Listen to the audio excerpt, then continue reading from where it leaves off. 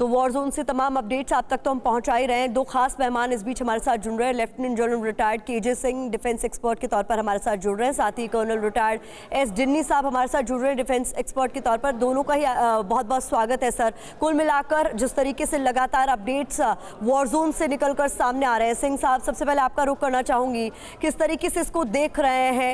ये जो विध्वंसक तस्वीरें लगातार सामने आ रही हैं, is it going to end soon sir, या फिर ये एस्केलेशन बढ़ता ही जाएगा? प्रतिभा, गुड आफ्टरनून, जय हिंद। आपने मेरे को अपने शो पर बुलाया, इसके लिए धन्यवाद। मैं आपके श्रोताओं को यही बताना चाहता हूं कि बहुत मुश्किल हालात से हम गुजर रहे हैं और 9 महीने से ज़्यादा गुजर चुके हैं और कोई इस तरह की क्लैरिटी नहीं आ रही है। कुछ स्थिति में कुछ ऐसा नहीं नजर आ रहा है कि ये कहाँ खत्म होगी।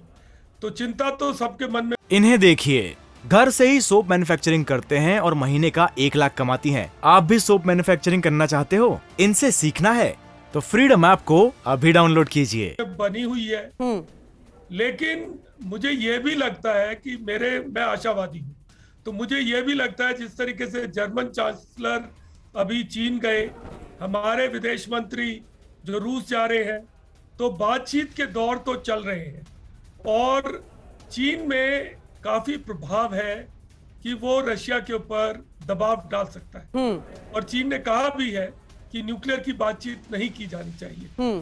तो और कहीं रूस के जो राष्ट्रपति है उनकी बातचीत फ्रांस के राष्ट्रपति के साथ भी हुई है। तो बातचीत का दौर कुछ जोर पकड़ रहा है, साथ साथ एस्केलेशन भी हो रहा है।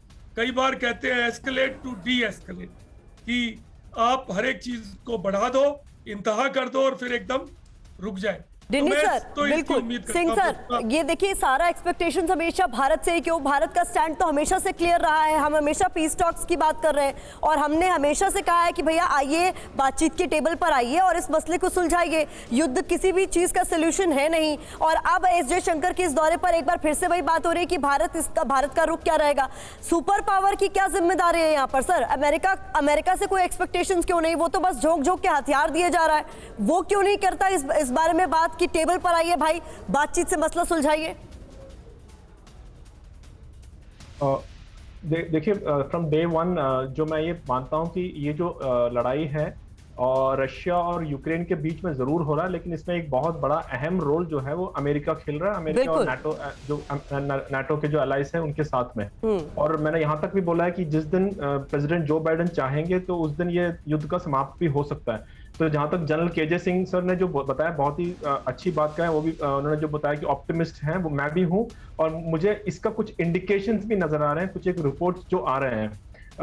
फर्स्टली जैसे यूएस और रशिया के बीच में अनऑफिशियल बातें हुई है करके आ रहा है। दूसरी चीज, यूएस ने यूक्रेन को बोला है, खासतौर पे प्रेसिडेंट जेलेंस्की को, कि आप इस चीज पे मत अड़े रहें कि आप जब तक व्लादिमीर पुतिन रहेंगे तब आप बातचीत पे नहीं आएंगे, आप बातचीत के लिए तैयार हो जाइए। इस तरह की बातें भी चल रही है। और तीसरी चीज जो आपने इंट्रोडक्शन में खुद बोला था कि जो इन्होंने जो फूड ग्रेन्स की जो डील है वो कहीं थोड़ा सा पूरी तरह कैंसिल नहीं हुआ, लेकिन फिर भी थोड़ा वो इस तरह से कोई एक फ्री फूड ग्रेन्स जो जाना चाहिए अफ्रीका और बाकी देशों में वो नहीं जा रहा है। तो एक प्रेशर वहां से भी बन रहा है इस युद्ध को समाप्त करने के लिए। और इसी तरह एक ये भी रिपोर्ट आया है कि जैसे हमारे जो फॉरेन मिनिस्टर जयशंकर जी वहां हैं। इन्हें देखिए, घर से ही सोप मैन्युफैक्चरिंग करते हैं और महीने का 1 लाख कमाती हैं। आप भी सोप मैन्युफैक्चरिंग करना चाहते हो? इनसे सीखना है तो फ्रीडम ऐप को अभी डाउनलोड कीजिए।